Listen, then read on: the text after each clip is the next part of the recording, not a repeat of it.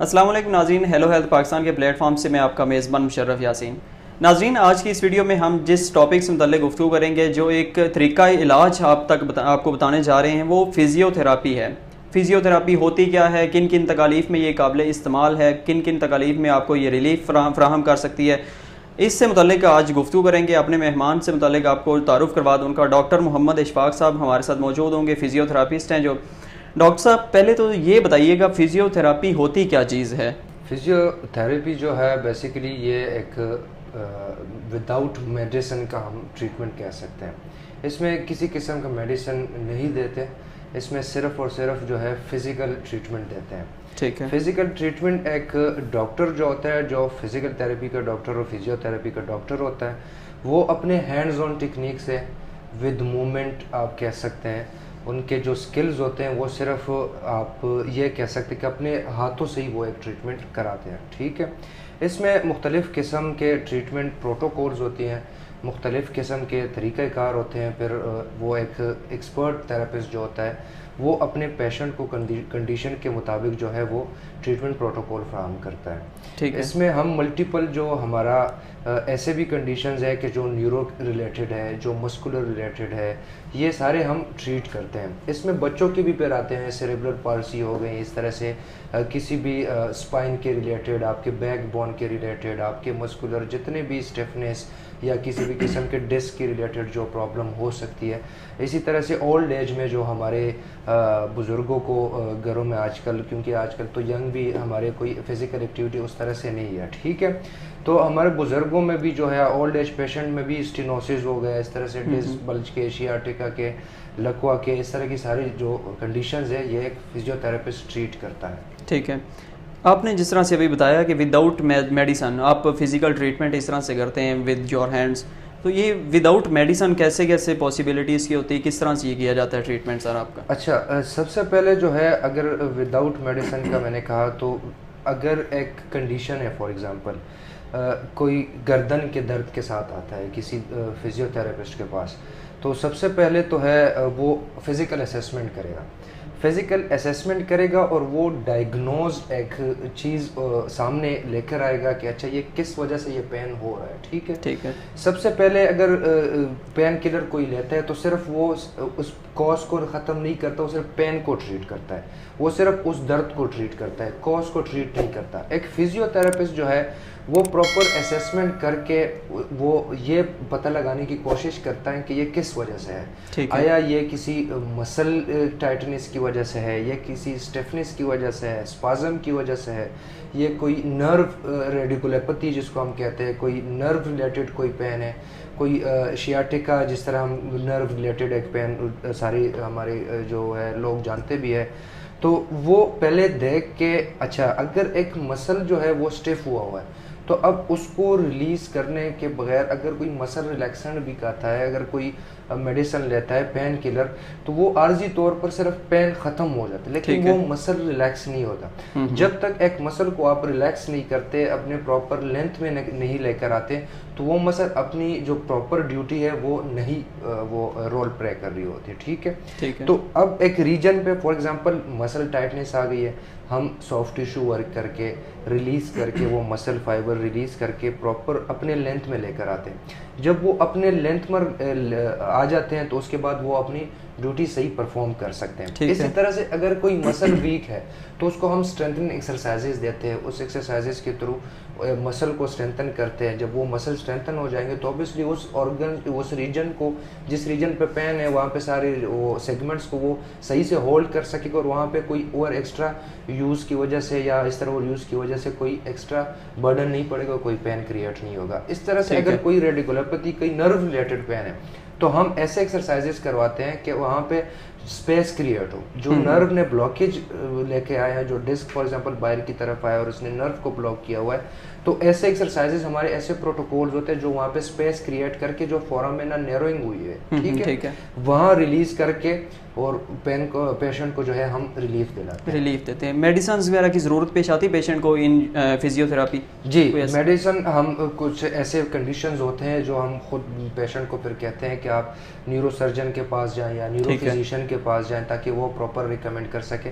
कुछ हमारी भी ऐसी चीज़ें हैं जो हम भी रिकमेंड करते हैं, फॉर एग्जांपल अगर कोई ऑइंटमेंट होगा इस तरह से, अगर कोई क्रीम वगैरह कोई लगाने के लिए या उस जगह को मसाज के लिए, इस तरह से हम भी मल्टीविटामिन या पेन किलर हम भी for time being pain subside करने के लिए दे सकते हैं। किन किन तकालीफ में, जैसे मैं देख रहा हूँ आपके पास नाजरीन भी देख रहे हैं कि स्केलेटन पड़ा हुआ है, किन किन तकालीफ में ये काबिल इस्तेमाल है, मीन्स के फिजियोथेरापी बहुत ज़्यादा यूज़फुल हो सकती है? सबसे पहले मैं अब मस्कुलर स्केलेटन रिलेटेड बात करूँगा, क्योंकि हमारे ज़्यादा जो ऑडियंस है उनको न्यूरो रिलेटेड कंडीशन का इतना पता नहीं होता। ठीक है। मैं अगर इस स्केलेटन में आपको बताऊँ तो आप ये देख सकते हैं, फॉर एग्जांपल मैं इस सर्वाइकल रीजन की बात कर रहा हूँ। ठीक है। अब यहाँ पे तो सिर्फ ये स्केलेटन है, लेकिन मसल्स भी यहाँ पे होती हैं, अटैच होती हैं। ठीक है। इसके अंदर फिर लिगामेंट्स भी होते हैं, बाकी सारी स्ट्रक्चर्स भी होती हैं। अब यहाँ पे अंदर इसके बीच में से जो वर्टेब्रास है, इसके बीच में से जो स्पाइनल कॉर्ड आ रही होती है, फिर उससे हमारी नर्व्स भी आ रही होती है, जो डिफरेंट यहाँ की जो नर्व्स निकलती है वो हमारी इस रीजन को, हाथों को सप्लाई कर रही होती है, हेड। इसमें जो है, अब फॉर एग्जांपल हम सर्वाइकल की बात करते हैं। ठीक है। इस तरह हर रीजन का ही उसी तरह से होता है, लेकिन सिर्फ स्पेसिफिक इसको टारगेट करके अगर हम बात करें तो ये आप देख सकते हैं, ये सर्वाइकल रीजन है यहाँ। ठीक है। अब यहाँ पे जितने भी मसल्स होते हैं जिन्होंने इन वर्टेब्रास को भी और सारी जो जॉइंट्स हैं, इन जॉइंट्स को, ये सारे इसको होल्ड किया होता है। ठीक है। लिगामेंट्स भी होती हैं, फिर इसके बीच में जो स्पाइनल कॉर्ड आ रही होती है उससे फिर नर्व्स निकलती है, नर्व्स से सप्लाई करती हैं, हाथों को भी करती हैं, यहाँ हेड के रीजन को भी करती हैं, आपके बाकी स्ट्रक्चर्स को भी करती हैं। अब फॉर एग्जाम्पल यहाँ इन दो वर्टेब्रास के बीच में एक डिस्क है, वो बाहर की तरफ निकल, जिसको हम बल्ज कहते हैं। ठीक है। वो बाहर की तरफ जब निकल आती है तो वो नर्व को हिट करती है जो यहाँ से निकलती है। ठीक है। उस नर्व को हिट करती है तो वो ब्लॉकेज क्रिएट कर देती है वहाँ पे। जब वो नर्व अब जहाँ पे सप्लाई कर रही होती है, ठीक है, फॉर एग्जांपल वो नर्व यहाँ से निकलती है और यहाँ तक सप्लाई है उसकी। ठीक है। अब वो नर्व यहाँ पे ब्लॉक हुआ है तो ऑब्वियसली यहाँ तक भी ब्लड सप्लाई ठीक नहीं है, मतलब यहाँ तक डिस्टर्बेंस होगी, यहाँ तक डिस्टर्ब। वो कहते हैं कि हमारे मेरे हाथों में भी पेन है, यहाँ पे भी पेन है। ठीक है। अब ये तो डिस्क के रिलेटेड रेडिकुलोपैथी पेन हुआ। अब ये मस्कुलर, यहाँ पे जितने भी मसल्स होते हैं, फॉर एग्जांपल वो मसल जो है आपके स्टिफ हुए हैं। ठीक है। अब इन मसल्स को हम रिलीज कराते हैं। अगर फॉर एग्जांपल मसल थोड़ा सा जो है आपके अपने लेंथ से कम हुआ है, टाइट हुआ है, ठीक है, आपकी रेंजेस भी फिर कम होती है। हमारे पेशेंट ऐसे आते हैं जो अक्सर कहते हैं कि मैं पूरा टर्न नहीं कर सकता, मैं एक साइड पे अक्सर ये मसला हो जाता है गर्दन का, वो सोते वक्त या इस तरह, तो मसल स्टिफनेस की वजह से, स्पाज्म की वजह से, ओवर यूज की वजह से। अच्छा, अब इन मसल को जो है हम फॉर एग्जांपल टारगेट करके कि किन मसल में प्रॉब्लम है, अगर एक में या मल्टीपल में। ठीक है। अब मसल्स में बाजों का ट्रिगर पॉइंट्स भी बन जाते हैं, टेंडर पॉइंट्स भी बन जाते हैं। ट्रिगर पॉइंट्स मसल में अंदर बन जाते हैं, नॉट से बन जाते हैं। ठीक है। वो हम रिलीज कराते हैं थ्रू डिफरेंट हमारे टेक्निक्स होते हैं। हम अपने हाथों से भी कराते हैं, हम स्ट्रेचिंग प्रोटोकॉल से भी कराते हैं, प्रॉपर स्ट्रेचेस दे के। ठीक है। हम ड्राई नीडलिंग और थेरेपी भी हम यूज करते होते हैं। सर, ये तो हो गया बेसिक गर्दन के बारे में जो आपने इंट्रोड्यूस करवा दिया कि गर्दन का पेन है या ऊपर वाले हिस्से में। बाकी अगर शॉर्ट आप बता दें कि किन किन बॉडी पार्ट्स में अगर ये इशू हो, फिजियोथेरापी वहाँ पे यूजेबल हो सकती है। अब यहाँ से नीचे आता है थोरेसिक रीजन। ठीक है। अब थोरेसिक रीजन में फॉर एग्जांपल अगर कोई प्रॉब्लम हुआ तो थोरेसिक रीजन से जो नर्व्स निकलती है वो आपकी रिब्स और आपकी इन चेस्ट को, रिब्स को, आपके एब्डोमेन को, इन रीजन को वो कवर करती है। ठीक है। वो सप्लाई करती है प्रॉपर।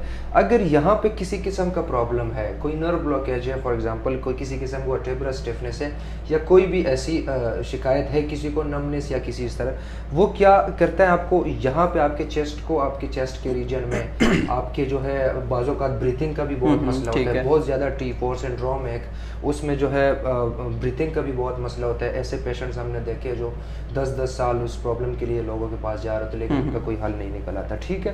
तो इसके अलावा नीचे अगर जो फिर हम इसकी लंबर की बात करें तो लंबर में जो बहुत ज़्यादा आजकल हम कह सकते हैं कि सबसे ज़्यादा जो लोगों को परेशान करने वाली एक बात है, वो यहाँ पे अक्सर शियाटिका जो डिस्क बाहर की तरफ निकल आती है। ठीक है, वो शियाटिका जो डिस्क जो नर्व जो शियाटिक नर्व है वो नीचे पर सप्लाई कर रही होती है लोगों के। वो कहते होते हैं कि मेरे यहाँ तक पेन आती है, यहाँ तक आती है, वो नीचे पर फिंगर्स तक जा सकती है आपकी फीट की। ठीक है, तो यहाँ पे मस्कुलर भी हो सकता है, मस्कुलर इम्बैलेंस की वजह से, हमारे पोस्चर की वजह से, गलत बैठने की वजह से यहाँ पे जितने मसल है वो वीक हो जाएंगे। जब वो वीक हो जाएंगे तो आपके इन रीजन्स को, वो इन सेगमेंट्स को, इन वर्टेब्रस को वो सही तरह से होल्ड नहीं कर सकेगा और ऑब्वियसली आपकी पूरी बॉडी का जो एंटी ग्रेविटी का फोर्स वो आपके यहाँ पे लोअर बैक पे पड़ता है S1।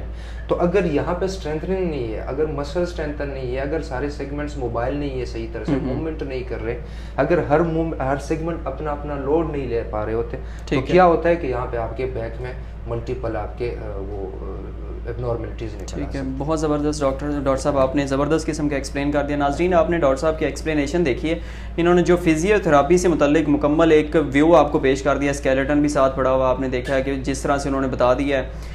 आखिर में डॉक्टर साहब, मैं आपसे चाहता हूं कि आप अपना कोई इंट्रोड्यूस करवा दें कि आप फिजियोथेरापिस्ट हैं, इसके अलावा आपको स्पोर्ट्स स्पेशलिटी भी आपकी, और अपने क्लिनिक के मुतालिक भी बता दें, क्लिनिक किस तरह से और कब से वर्किंग कर रहे हैं आप इसमें। जी, मैं जी पिछले 3 साल से इस शोबे से वाबस्ता हूँ और अब भी मैं मज़ीद स्पोर्ट्स इंजरीज़ और मैनुअल थेरेपी में फ़ेलोशिप भी कर रहा हूँ। और हमारा यहाँ पे काम करते हुए 2 साल हो गए। फेट मरकज़ मैनुअल मेडिसिन के नाम से हम अपना सेटअप चला रहे हैं और यहाँ पे हम अपने पेशेंट्स को जो है बेहतरीन से बेहतरीन सहूलत देने की कोशिश करते हैं। हमारी एक टीम है प्रॉपर, जिसमें जो है फीमेल थेरेपिस्ट भी होती है, जिसमें मेल थेरेपिस्ट भी हमारे पास है, और डिफरेंट मॉडलिटीज़ के थ्रू हम पेन मैनेजमेंट करते हैं, डिफरेंट मॉडलिटीज़ के थ्रू हम स्पोर्ट्स इंजरीज़ को देखते हैं। हम ऐसे न्यूरो रिलेटेड पेन जो होते हैं, मस्कुलोस्केलेटल रिलेटेड जितने भी कंडीशंस होते हैं उसको हम ट्रीट करते हैं और यहाँ पे हम सर्विसेज देते हैं। जी, बहुत ज़बरदस्त डॉक्टर साहब, बहुत शुक्रिया आपकी कीमती वक्त का, आपने हमें टाइम दिया। नाज़रीन, आपने डॉक्टर साहब की गुफ्तगू सुनी और फिजियोथेरापी से मुतल्लिक जो भी आपको हम बता सकते थे इंट्रोडक्शन आज दिया गया। इस अगली वीडियोस में इंशाल्लाह फिजियोथेरापी के तरीक़ाकार बताए जाएंगे, किस किस तरह से ये तरीका इस्तेमाल किया जाता है। अपने मेज़बान मुशर्रफ यासीन को हेलो हेल्थ पाकिस्तान के प्लेटफॉर्म से इजाज़त दीजिए। अल्लाह हाफिज़। Thank you.